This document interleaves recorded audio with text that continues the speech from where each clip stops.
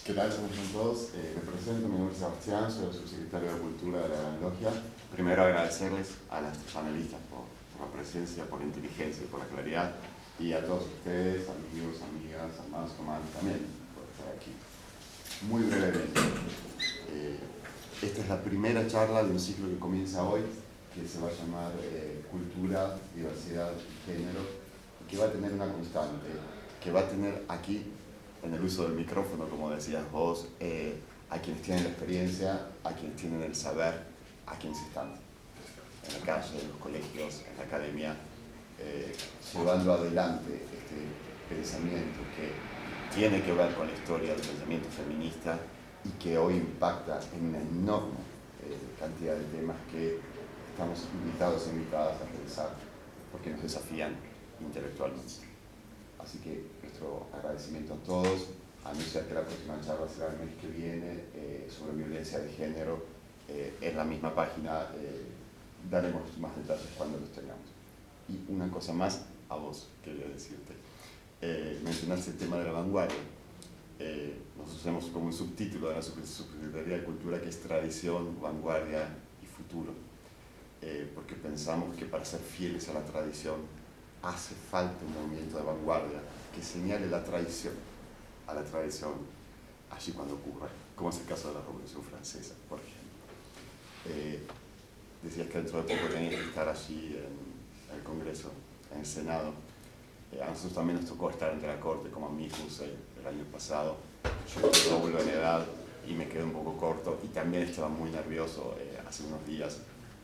Si este espacio te sirvió, como dijiste, como práctica para aquello, los varones que estamos aquí presentes y que no queremos hacer uso del micrófono, estamos enormemente satisfechos de haber servido para algo.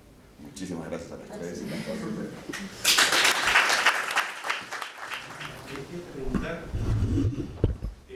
Quería preguntar por la relación, si es que la hubiera, entre los cultos oficiales y el proyecto de interrupción voluntaria del embarazo, dado que una de las imágenes que tanto circuló y de la que hemos visto a lo largo del debate es un mapa, también seguramente lo habrán visto, donde estaba claramente marcado como había algunos países que dentro de lo que la terminología de Wallerstein denomina países centrales ya tenían sancionado este proyecto, y como otros países, entre los que contaba la Argentina, países periféricos, semiperiféricos y mayoritariamente católicos, no estaban dentro de ese grupo. Entonces, a ver si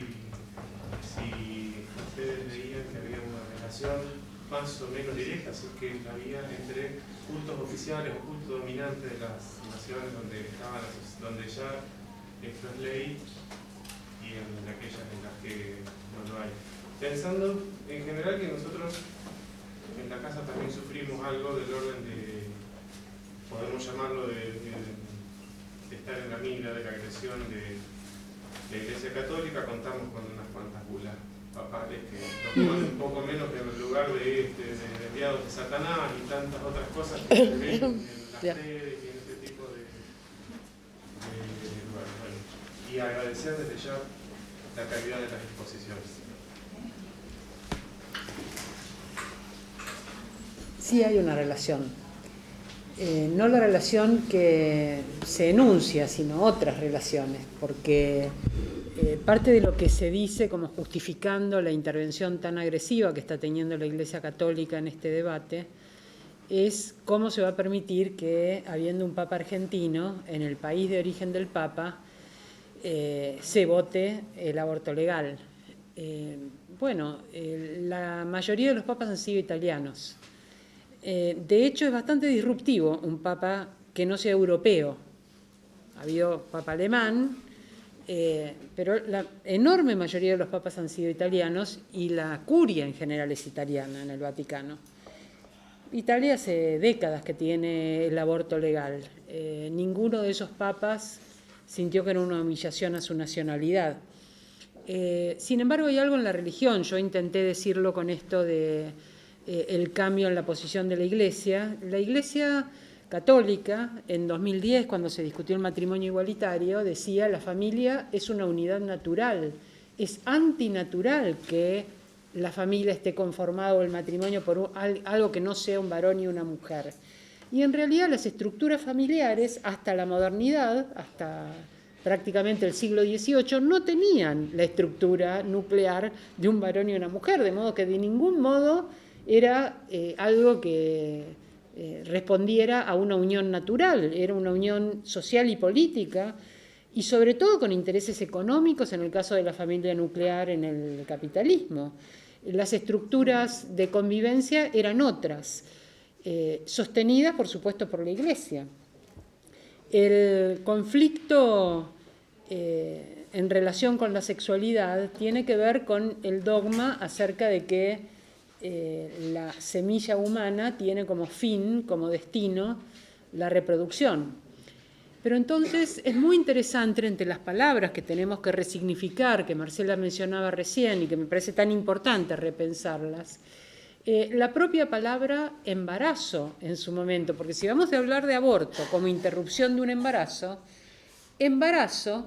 es la implantación de un embrión en el útero, no es el impedir que se junte un óvulo con el espermatozoide.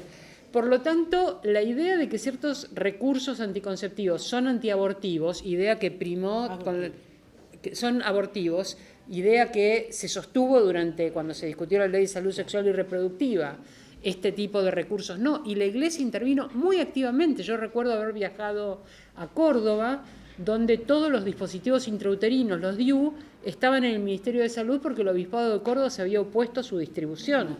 Es decir, un obispo decidía si se distribuía o no un recurso anticonceptivo que impedía la implantación. No es que desimplantaba un embrión del útero, es decir, no era abortivo, sino que era anticonceptivo. Cuando pensamos esta cuestión del destino de la semilla, comprendemos que cualquier obstáculo en ese camino va a ser considerado algo reprobable.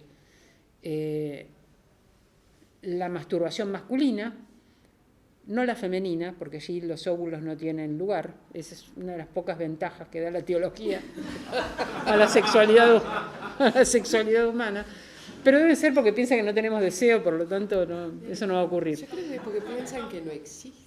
Bueno, pero el hecho es que entonces, desde la masturbación, el hecho de que la práctica sexual no sea el coito vaginal, que cualquier otro tipo de práctica sexual que no conduzca a la reproducción, es tan fuerte esta convicción religiosa y se ha hecho tanto carne en el sentido literal en el pensamiento médico, que por muchos siglos, insisto, fue manejado por estas mismas personas, que cuando nos enfrentamos con cuestiones como cuerpos intersex, cuerpos que no son claramente masculinos ni femeninos, y que la cirugía corrige esa presunta malformación, es decir, interviene de manera mutilante, irreversible, torturante un cuerpo solo porque no se adapta al dimorfismo sexual y porque no se adapta al tipo de práctica que se espera que un cuerpo tenga. Asigna.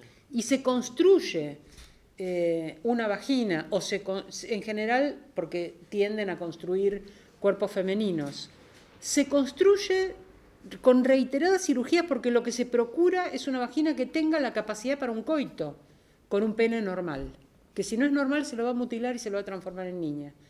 Es decir, se construye para un simulacro de práctica que no va a conducir a la reproducción. Hasta ese nivel llega la ideología. Cuando nos dicen las feministas tienen ideología de género, bueno, la ideología de género precede la lectura de los cuerpos e interviene de manera muy cruel en determinar las identidades, las corporalidades, las orientaciones sexuales, lo lícito o ilícito de determinadas prácticas eróticas, sexuales o lo que fuere. Si pensáramos esa diversidad como decía Juanita, por ejemplo, decía Juana que en su propia escuela, chicos 3 o 4 años menores, ya dicen, bueno, acá no habría que ponernos ningún tipo de regla, de regulación con respecto a nuestras corporalidades. Bueno, si esa diversidad realmente se permitiera, no habría claramente una unificación entre la sexualidad y la reproducción. Entonces la religión en realidad tiene muchísimo que ver en cómo se definen los cuerpos, cómo se definen las identidades, cómo se definen las orientaciones, cómo se define el concepto de familia, el concepto de pareja, el concepto de sexualidad. Todas estas cosas están atravesadas por cuestiones religiosas. Hay una hegemonía de la religión católica apostólica romana en nuestro país, que se modificó levemente en 1994 cuando cambió la Constitución, dejó de ser una religión de Estado para pasar el Estado a ser laico, con la restricción de que seguimos sosteniendo un culto. La ley de igualdad de cultos que se está discutiendo, lo que hace no es quitarle sostén económico del Estado a un culto religioso, sino distribuir entre otros que también piden, lo cual nos deja a los agnósticos y ateos en muy mala posición, financiando algo que quizás desearíamos no financiar. Quiero poner atención en esto. ¿Por qué la Iglesia es tan violenta, tan virulenta en el debate parlamentario? ¿Por qué tienen representantes en el Congreso? Yo he discutido con ellos. Fui diputada, discutí con ellos que en algún momento decían, bueno, vamos a discutir después con el ministro. O sea, si no hay más remedio que va a salir la ley, vamos a discutir la implementación. Y si la implementación, bueno, vamos a discutir con los profesionales que hagan reservas de conciencia. En todas las instancias hay vetos. La religión católica se dice a sí misma mayoritaria. Las personas que son practicantes de la religión son, es decir, que van a misa los domingos, por mencionar, que comulgan, por mencionar parte del culto que es como la más significativa para esa religión, es mínima. Se calcula un 2%. Si los curas fueran tan eficaces en el púlpito como para persuadir a sus fieles, no necesitarían transformar el pecado en delito y pedirle a la fuerza pública que lo reprima. Pero eso es lo que hacen porque no tienen éxito en el púlpito, y en el púlpito tampoco seguramente, entre otras cosas, porque el 60% de las chicas que abortan se declaran católicas, es decir, no hay ningún impedimento para que alguien tenga una religión y decida abortar, y esto es lo que no se puede digerir. Y lo que no se puede digerir es que las mujeres van a tomar la decisión, que si ya la han tomado, como decía Marcela, no va a haber, podremos dar muchas alternativas para que se contemplen y en esa decisión se evalúen dentro de las condiciones racionales de cualquier decisión, ventajas y desventajas. Lo que no podemos hacer es sustituirlas, esa decisión se va a tomar. Y cuando una mujer decide abortar en condiciones clandestinas y riesgosas y poniendo a riesgo su vida, tenemos que pensar cómo era esa alternativa de maternidad forzada, qué peligrosa, realmente qué negativa era para que la mejor y la más racional de las decisiones sea interrumpir el embarazo en esas condiciones brutales. Esa es la brutalidad de la imposición de la maternidad. Me gustaría agregar algo además. Yo estoy notando por la población de estos debates que hay, sí, tenemos al Padre Pepe, tenemos a los curas, pero que tenemos al Opus Dei enfrente y en el centro, como el portador de las armas, digamos, ¿no? Y esto es muy curioso, como que la Iglesia, el Vaticano, digamos, ¿no? Ha tomado un paso atrás y ha mandado al frente a esta, yo la llamo secta, no sé cómo la llaman ustedes, pero... Unidad de negocios. Unidad de negocios. Lo vi de intereses, en realidad, porque una de las cosas que hace el Opus Dei con sus supernumerarios, no con los supernumerarios, es instalarlos en toda posición de responsabilidad en la que pueda meterlos, para poder tener la influencia, ¿no? Y en ese sentido creo que se ha visto muy claro, aunque no siempre se dice. Nosotros hacíamos en mi grupo un rastreo, nos convertimos en detectives, porque no se decía de dónde venían los ponentes, decía, es abogado. No, señores, no es abogado, sí, tiene el título, pero es predicador de una iglesia evangelista que pertenece a Sierra. Y está hablando y en algunos casos emitieron maldiciones y amenazas. Es decir, que no era una charla legal, sino que era una prédica con todo el tono de una prédica clásica que las he visto en Estados Unidos. Yo conozco ese medio porque el movimiento evangelista es muy grande en Estados Unidos, está por todos lados. Yo viví en Texas. Texas es el sur bíblico, señores. La Iglesia Católica era muy minoritaria. Teníamos una universidad católica y una iglesia y poco más. Pero todo lo que era la comunidad evangelista era muy fuerte, y ahora estamos viendo en la Argentina. Viene de ahí. No es un invento argentino. Indagar el contexto de red social, digamos, ¿no? Nosotros íbamos a investigar en las redes sociales y me producía curiosidad por la cantidad de diferentes iglesias, esta, de aquella, y cada una se posiciona de un lado, pero todas tienen la foto de Billy Graham. Y Billy Graham, que falleció recientemente, fue una persona que, digamos, bastante oscura en ese sentido. Pero viene de ahí. Es más, lo curioso de los bebitos, vimos en un momento una caja con el bebito y al lado estaba un papel que decía las medidas en pulgadas. ¿Cuál es el único país en el que se usa el sistema imperial de pulgadas y pies? ¿No? Estados Unidos. Canadá tiene sistema métrico, toda Europa tiene sistema métrico, incluso Inglaterra, donde empieza el sistema imperial.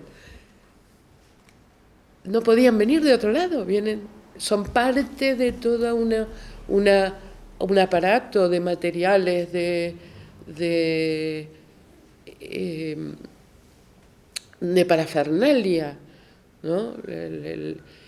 Hemos visto folletos traducidos malamente del inglés, e incluso, les cuento, porque no sé si lo han notado, que alguien en una de las sesiones terminó su ponencia diciendo que los padres fundadores se revolvían en sus tumbas. ¿Quiénes son los padres fundadores? Son George Washington, Adams, Jefferson. Los padres fundadores son los que configuraron la Constitución estadounidense. Nosotros tenemos padres de la patria, tal vez. Todos masones. Todos masones. Todos masones. Pero nunca hablamos de padres fundadores. ¿Por qué habló esa persona de padres fundadores? Porque está usando un libreto que además viene mal traducido gracias a mi inglés. Y fue escuchar eso, y todo el mundo, nosotros hacemos una transmisión y comentario de los debates. Y empezaron a preguntar, ¿pero qué es esto de los padres fundadores? Y tuve que explicar. No, esta es una mala traducción de algo que viene repitiendo del inglés. Lo mismo sucede en las iglesias, hay un libreto, cuando uno se encuentra con estas personas que discuten, yo no sé para qué, porque no esperan saber nada ni enterarse. Yo solamente me participo en debates solamente cuando pienso que hay otra gente que a lo mejor de escuchar va a dar vuelta el chip, a lo mejor, no sé. Pero nunca tratando de convencer a la persona con que hablo, porque es imposible, no hay realmente manera de hacerlo. Y estas personas tienen este argumento, ¿no? Y nosotros, que en el grupo tenemos la experiencia de todos los argumentos, los vamos contando, ¿no? Acá viene acá viene el escocés real. Los que creen en el aborto no son católicos. Bueno, el escocés verdadero que no le pone azúcar a la avena. Acá viene el con perdón, todas putas, que ese es el argumento más clásico, más que pega más, ¿no? Son todas putas, menos yo, mi mamá, mi hermana. Y como decía Foundes, el médico, que decía que era muy simple, que a nadie le gustaba el aborto, pero en mi caso hay justificación, porque es mi caso. Es decir, todas putas menos yo. Y hay expresiones muy tremendas de esto, ¿no? El cerrar las piernas. Cerrar las piernas. Lo que se dijo de las chicas, ¿no? Que piensan con la bombacha. No que yo hubiera sacado la bombacha, a mí me chocó un poco, ¿no? Y yo la hubiera puesto verde en todo caso, pero pero es que es esa mentalidad, ¿no? Y prende porque hay todo un terreno que subyace, ¿no? De temor a lo sexual, de temor al deseo, del temor digamos, al orgasmo, vamos a decirlo, ahora que existe, bravo, lo metemos debajo de la alfombra. Es decir, todos tenemos esa formación y a mucha gente este tipo de argumentos les pega. Mi esperanza es que, bueno, en algún debate alguien prenda el chip y diga, acá me suena raro algo. Pero en general yo digo, la oposición al aborto que no viene por el lado religioso existe, pero es mínima. Es mínima. Un poco como en el caso del matrimonio igualitario, no hay argumentos realmente laicos. A mí los hay pretendidamente laicos, pero yo creo que son excusas, ¿no? Como esto de a la ciencia. La ciencia dice que es persona. No, la ciencia no dice que es persona. Y el principal interés es religioso y la principal objeción tiene que ver con un dogma. Y hablemos honestamente y dejemos a la ciencia que haga su trabajo. Yo creo que no hay realmente una objeción verdaderamente, y si la hay me encantaría discutirla porque sería interesante verla, pero yo dudo realmente de que la haya. Hay un grupo en Estados Unidos supuestamente feminista, supuestamente laico, que se declara antiaborto, y yo tengo mis dudas. Gracias. Muchas gracias.